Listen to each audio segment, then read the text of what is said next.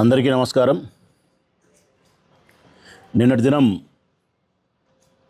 Bharatiya Janata party B form మీద జమ్మలమడుగు ఎమ్మెల్యేగా గెలిచిన ఎమ్మెల్యే ఆదినారాయణ రెడ్డి గారు ప్రకటన చేసినారనాలనో, లేకపోతే తెలుగుదేశం పార్టీ పచ్చకండుగా కప్పుకొని చంద్రబాబు నాయుడు గారి యొక్క రాజకీయ కోరికలను నెరవేర్చడానికి ప్రకటన చేసినాడనాలను మరి ప్రజలే ఆలోచించాలి. ఎందుకంటే ఆయన గెలిచింది బీజేపీ బీఫారం మీద, నిన్న ప్రకటన చేసింది పచ్చకండువ కప్పుకొని ప్రకటన చేసినాడు ఆదినారాయణ రెడ్డి గారు.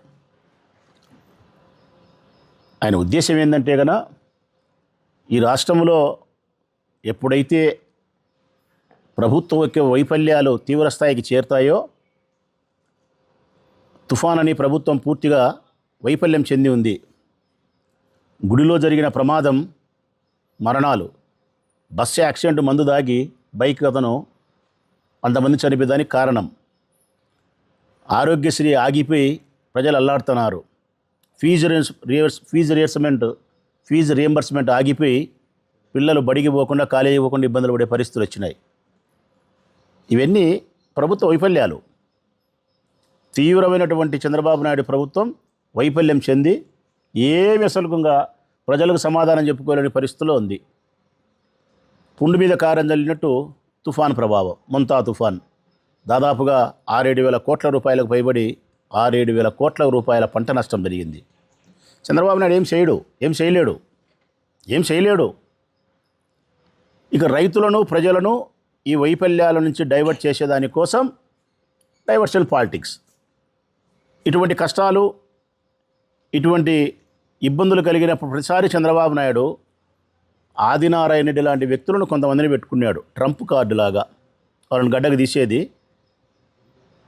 ఏదో ఒకటి అవాకులు చెవాకులు పరుషమైన పదజాలంతో ఒక హాట్ టాపిక్ అన్నిటి తీసుకొచ్చి మొత్తం రాష్ట్రంలో ఉండబడిన ప్రజల యొక్క దృష్టిని మళ్లించడానికి చేసే ప్రయత్నమే నిన్న ఆదినారాయణ రెడ్డి గారు మాట్లాడిన మాటలు. లేకపోతే ఉన్నట్టుండి నిన్నటి దినం ఏం జరిగింది? ఏమీ జరగలే. ఆయన ప్రెస్ ముందుకు వచ్చి జగన్మోహన్ రెడ్డి గారిని, భారతమ్మ గారిని అనుచితమైన వ్యాఖ్యలు, అసందర్భమైన అనుచితమైన వ్యాఖ్యలు, మాట్లాడడానికి సందర్భం లేదు, మాట్లాడిన మాటలు సముచితమైన మాటలు కాదు, రాజకీయ విమర్శలు కాదవి. ఒళ్ళంతా ద్వేషాన్ని పెట్టుకొని మాట్లాడే మాటలు. ఎవరైనా రాజకీయ నాయకులు మాట్లాడితే విషయం ఉండి మాట్లాడతారు, కానీ ఆదినారాయణ రెడ్డి గారు విషయం ఉండి మాట్లాడరు, విషం పెట్టుకొని మాట్లాడతాడు ఒళ్ళులో. ఒకసారి గమనించండి ప్రజలారా మీరే, నేను ఏం మాట్లాడాడు ఆయన, ఎంత సంస్కారహీనంగా మాట్లాడతాడు. అసలు భారతమ్మను రాజకీయపరమైనటువంటి ప్రస్తావనలోకి తీసుకురావాల్సిన ఆవశ్యకత ఏమైనా ఉందా? రాజకీయాలలో కొనసాగే మేము మా రాజకీయ ప్రత్యర్థుల యొక్క కుటుంబ స్త్రీలను పత్రికా ప్రకటనలకు కానీ, వారి ఆత్మగౌరవాన్ని దెబ్బతీసే విధంగా కానీ వారిని విమర్శించడం అనేది సంస్కారమా? మేము ఎప్పుడైనా మాట్లాడుతున్నామా అట్లా? మేము ఎప్పుడు మాట్లాడడం అట్లా? అసలు రాజకీయాలకు భారతమ్మకు సంబంధమే లేదు. రాజశేఖర రెడ్డి ముఖ్యమంత్రిగా ఉన్న సందర్భంలో కూడా ముఖ్యమంత్రి గారి కోడలుగా భారతమ్మ గారు ఏ రోజు జోక్యం లేదు. బెంగళూరులోనే ఉండేది. ఆమెకు తెలిసింది బెంగళూరు, పులివెందుల. జగన్మోహన్ రెడ్డి గారు ముఖ్యమంత్రి అయిన తర్వాత కూడా, తన భర్త ముఖ్యమంత్రి అయిన తర్వాత కూడా 5 సంవత్సరాల కాలంలో ఎక్కడే కానీ ఈ రాష్ట్ర పరిపాలనలో కానీ, నిర్ణయాలలో కానీ ఏమాత్రమే కానీ ఆమె పాత్ర లేదు. మేము ఇంత ముఖ్యులం జగన్మోహన్ రెడ్డి గారికి. 24 గంటలు ఆయన మీద ప్రేమతో ఉండే మనుషులం మేము, ఆయన కోసం ప్రాణమే ఇచ్చే మనుషులం. మేము సైతం భారతమ్మ గారిని చూసేది పులివెందులకు రాజశేఖర రెడ్డి గారి వర్ధంతో, జయంతో, వారు ఏదైనా కుటుంబ కార్యక్రమాలు ఉన్నప్పుడు కడప ఎయిర్పోర్ట్లోనో పులివెందులోనో చూడగలుగుతాం. నమస్కారం తల్లి అని హెచ్చరిస్తాం, బాగుండారన్నా అంటుంది, అంతే. అట్లాంటి భారతమ్మను పట్టుకొని ఎంతెంత మాటలు మాట్లాడతాడు ఆయన, సంస్కారహీనుడై. 400 కేజీలు భారతమ్మ బంగారు కొనిందంటాడు. అసలు ఏమన్నా అర్థం పడుతూ ఉండే మాటలేనవి? 400 కేజీల బంగారు భారతమ్మ కొనిందంట. ఇప్పుడు ధనదాహం అంట. జగన్మోహన్ రెడ్డి గారికి, భారతమ్మ గారికి ధనదాహం అంట. భారతమ్మ, జగన్మోహన్ రెడ్డి గారు పుట్టుకతోనే లక్ష్మీపుత్రులు.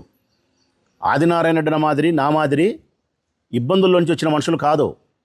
ఆదినారాయణ రెడ్డి గారి రాజకీయ జీవితం అంతా ఆర్థికపరమైన ఇబ్బందులతో వచ్చినది.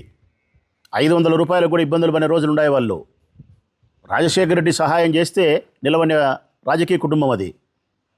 వారు ఎమ్మెల్యేలు కాగలిగినారు అంటే, ఈరోజు ఈ స్థితిలో ఉండారంటే ఈ జిల్లాలో ఎవరిని అడిగినా చెప్తారు రాజశేఖర రెడ్డి పుణ్యం అని. ఈరోజు మేము ఎమ్మెల్యేలు కాగలిగినామంటే జగన్మోహన్ రెడ్డి పుణ్యం. 100% చెప్తా నేను.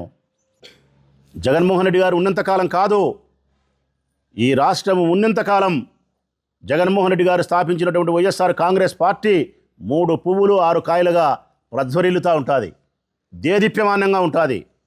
ఆయన తర్వాత ఒకరు, ఆయన తర్వాత మరొకరు, ఆ కుటుంబ సభ్యులు కానీ, ఆ పార్టీకి సంబంధించిన వారు కానీ ఈ రాష్ట్ర ప్రయోజనాల కోసం ఆ పార్టీని బ్రతికించుకుంటూనే ఉంటాం. ఎట్లా అంతరించిపోతుంది వైఎస్ఆర్ కాంగ్రెస్ పార్టీ? జనంలో బలం లేకపోతే అంతరించిపోతుంది, జెండా మోసే కార్యకర్త లేకపోతే అంతరించిపోతుంది, ఆయన కోసం ప్రాణత్యాగానికి సిద్ధపడే నాయకులు లేకపోతే పార్టీ అంతరించిపోతుంది. ఈ రాష్ట్రంలో జగన్మోహన్ రెడ్డి గారి పట్ల విపరీతమైనటువంటి ప్రజాబలం కలిగిన ప్రజలు ఉన్నారు. జగన్మోహన్ రెడ్డి గారి జెండా మోయడానికి ఉరకలేసే కార్యకర్తలు ఉన్నారు. ఒక్క నాయకుడైనా జంకుతనాడా? వాళ్ళ ఎంటిక కూడా బెదరడంలే. 3 నెలల 4 నెలలను జైలు పెట్టేది పెట్టు, జగన్ స్థాపించిన జెండాను వదలం, జగన్ కోసం జీవితాన్ని అంకితం చేస్తాం, ఈ రాష్ట్ర ప్రయోజనాల కోసం వైఎస్ఆర్ కాంగ్రెస్ పార్టీ వెంట నడుస్తాం అని మాలాంటి నాయకులు గొంతెత్తి చెప్తున్నాం మేము. ఇంకా మాలాంటి నాయకులు ప్రాణత్యాగానికి సిద్ధం ఉన్నంతకాలం, జెండా మోసే కార్యకర్తలు లక్షల మంది ఉన్నంతకాలం, ఓటు వేసేదానికి కోట్ల మంది ప్రజలు సిద్ధంగా ఉన్నంతకాలం జగన్మోహన్ రెడ్డి పార్టీ అంతరించిపోతుందే. ఇంకా ఆయన బలహీనతలు చెప్పాలా మీకు నేను. ఆయన బలహీనత ఏం తెలుసునా?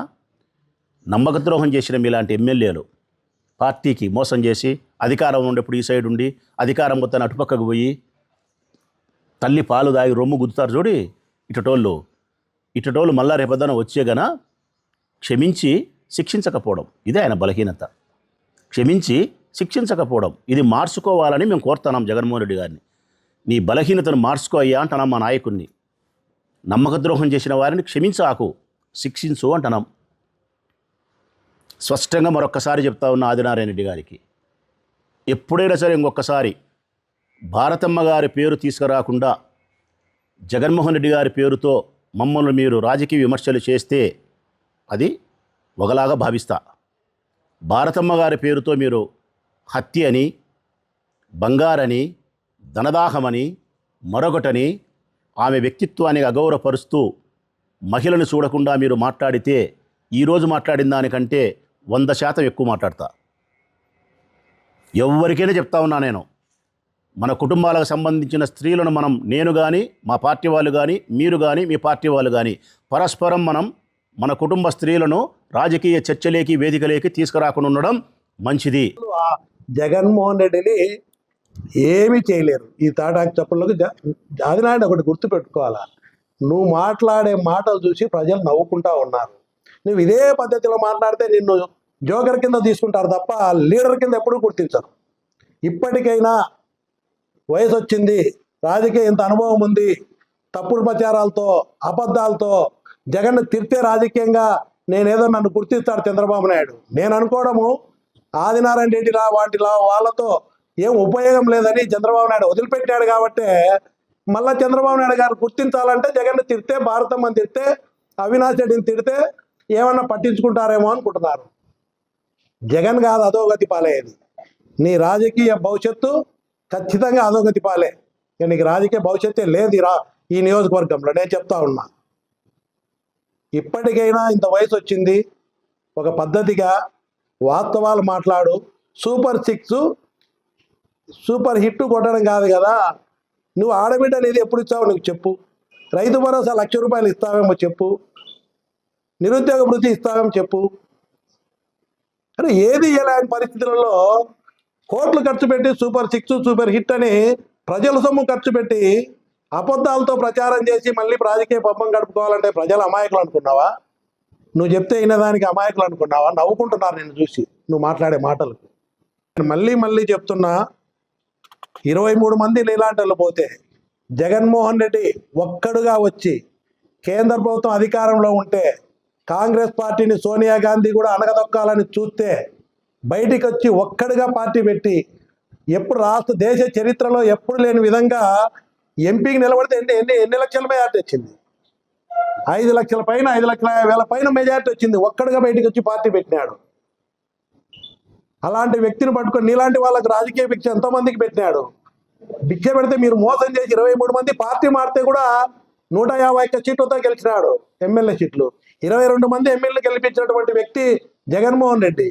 రేపు చూడు ఎట్లుంటుందో. రేపు అధోగతి పాలయ్యేది కూటమి ప్రభుత్వం. అంతకంటే ముందు అయ్యేది ఆదినారాయణ రెడ్డి. ఇంకా నువ్వు ఎన్ని మాటలు చెప్పినా ఈ నియోజకవర్గ ప్రజలు నమ్మే పరిస్థితి లేదు.